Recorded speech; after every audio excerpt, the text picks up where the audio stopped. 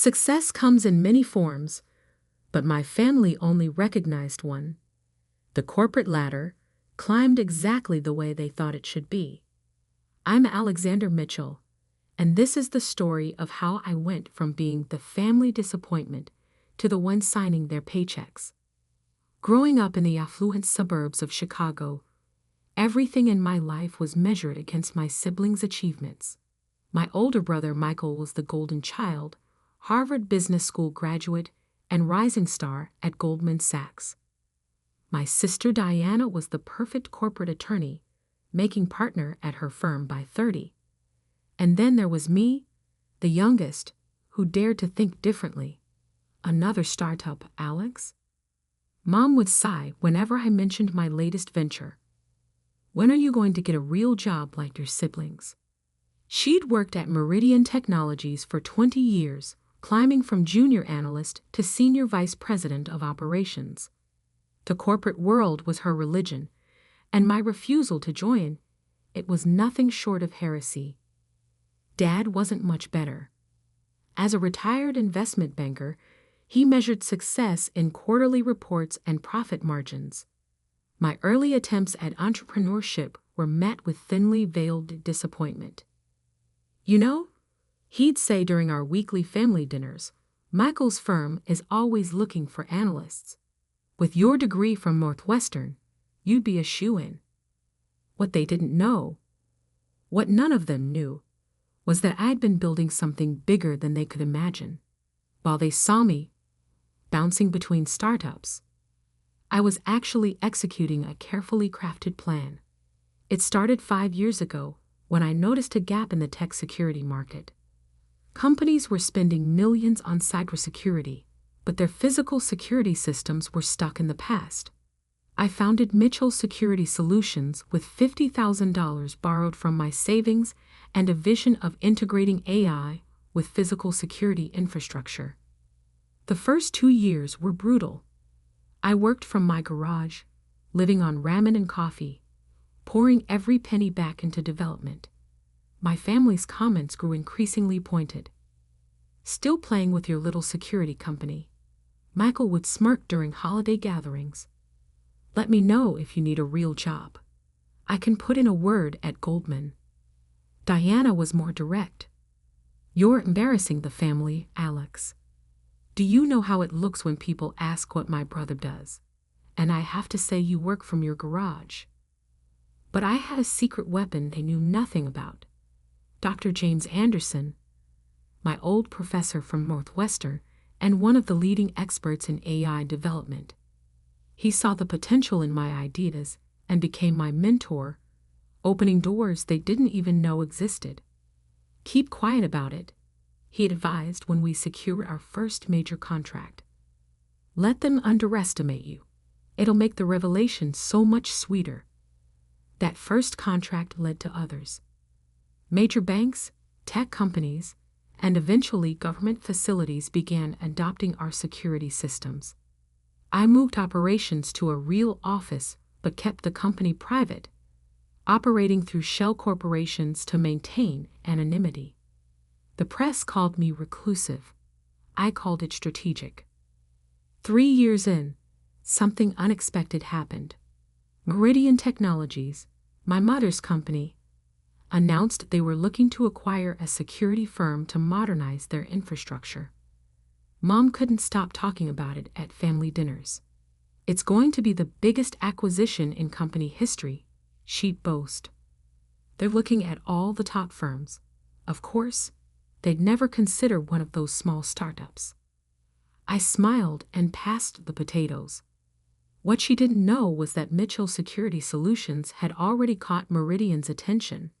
Our AI-driven security systems were years ahead of the competition, and our client list was impressive, even if no one knew who owned the company.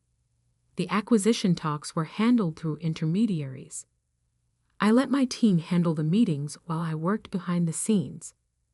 Mom would come home excited about the mysterious company that might save Meridian's security division, never realizing she was talking about her disappointment of a son. Then came the twist that would change everything. During the negotiations, we discovered that Meridian's security infrastructure was weaker than they'd admitted. They weren't just looking for an acquisition. They desperately needed one to prevent a potential security catastrophe. I could have walked away, let them scramble to find another solution. But I saw an opportunity for something better. Instead of a simple acquisition, I proposed a merger that would effectively give Mitchell Security Solutions control of Meridian's entire security division. The board was desperate enough to agree. The final detail? I would become CEO of the merged companies. The papers were signed on a Tuesday. The announcement would be made the following Monday. And in between, Thanksgiving at the Mitchell family home. Mom had been especially insistent about attendance this year. The CEO is coming, she announced proudly. He wants to meet the whole family before the big announcement on Monday. What she didn't know was that I'd arranged it deliberately, chosen this moment for maximum impact. The paperwork was signed, the deals were done, and there was nothing anyone could do to change it. Thanksgiving morning arrived crisp and clear. I pulled up to my parents' house in my usual Honda Civic. No need to spoil the surprise with the Porsche just yet. Mom was in full hostess mode, directing caterers and fussing over place settings. "Alex, at least tell me you're wearing the suit I bought you," she said by way of greeting. "Don't worry, Mom. I'm dressed appropriately for the occasion." Michael arrived next, stepping out of his luxury car with his wife Jessica, both dressed like they'd stepped out of a corporate catalog. Diana followed shortly after, already checking emails on her phone. "Look who finally learned to be on time." Diana smirked, eyeing my casual arrival. "Though you could have dressed better for Mom's big day." I just smiled and helped carry dishes to the dining room. As guests began arriving, Mom's colleagues from Meridian, all eager to be present for what they knew would be a historic announcement. The comments about my career choices grew more frequent. "Still working on that startup?" one of Mom's colleagues asked, not bothering to hide his condescension. "Something like that," I replied, checking my watch. Almost time. We gathered around the massive dining table, 24 people in all. Mom was practically glowing with pride as she introduced her executive colleagues, saving the most important announcement for last. "And of course, we're waiting for one more special guest," she said, beaming. "The CEO himself is joining us." That's when she turned to me, her smile faltering slightly. "Alex is still finding himself," she announced to the table, "unlike his successful siblings." The doorbell rang. That must be him. Mom stood quickly, smoothing her dress. Dr. Anderson walked in, his presence commanding immediate attention. He'd agreed to play along with my plan, understanding the importance of timing. "Mrs. Mitchell," he said formally, then turned to me. "Sir, the board is ready for your decision about Monday's announcement." The silence that fell over the table was deafening. Mom's wine glass froze halfway to her lips. Michael stopped mid-chew. Diana's phone slipped from her fingers. "Thank you, James," I replied calmly. "Please let them know everything will proceed as planned." Mom's face went through a fascinating series of expressions: confusion, disbelief, shock, and finally, dawning horror as understanding set in. "Alex," she whispered. "What is he talking about?" I stood, straightening my jacket. "Everyone, I believe some introductions are in order. I'm Alexander Mitchell, CEO of Mitchell Security Solutions, and, as of Monday, Chief Executive of the merged security divisions of Meridian Technologies and MSS. The turkey wasn't the only thing that got roasted that afternoon, but the real fireworks were just beginning. You could have heard a pin drop in the dining room. 24 faces stared at me in various states of shock, disbelief, and, in the case of my mother's colleagues, dawning recognition. That's impossible, Michael finally sputtered. Your company is just a small startup. A small startup that just acquired controlling interest in Meridian's security division, Dr. Anderson corrected smoothly. Though acquired might not be the right word. Rescued might be more accurate, given the state of their current security infrastructure. Mom's face had gone from red to white. As SVP of operations, she knew exactly how desperate Meridian's security situation had been, and now she was realizing that her disappointment of a son had been their salvation. The garage company, Diana whispered, her legal mind putting pieces together.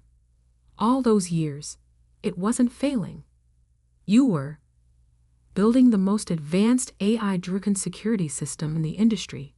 I finished for her. Yes, though I have to thank you all. Your constant criticism made it much easier to operate in stealth mode. One of Mom's colleagues, Brad from finance, cleared his throat.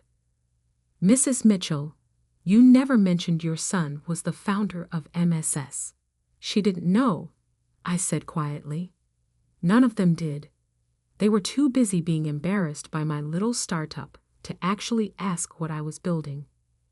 Dad, who had been uncharacteristically quiet, finally found his voice. The valuation, the merger terms. $8 billion, Dr. Anderson supplied helpfully. Though that's just the initial valuation. Once we announce the new security contracts next quarter. The sound Mom made was somewhere between a gasp and a whimper. She'd spent 20 years climbing Meridian's corporate ladder, and her youngest son had just become her boss. If you'll excuse me, I stood, straightening my tie. Dr. Anderson and I have some details to finalize before Monday's announcement. Mom, thanks for dinner. Though I suspect future family gatherings will be different. As I turned to leave, Michael jumped up. Wait, all those times I offered you a job at Goldman were deeply appreciated, I smiled. In fact, Goldman is one of our biggest clients. Your boss reports to my board next week about their security upgrade needs. Jessica, Michael's wife, actually snorted into her wine glass. She'd always been the only one who bothered to ask about my work with genuine interest.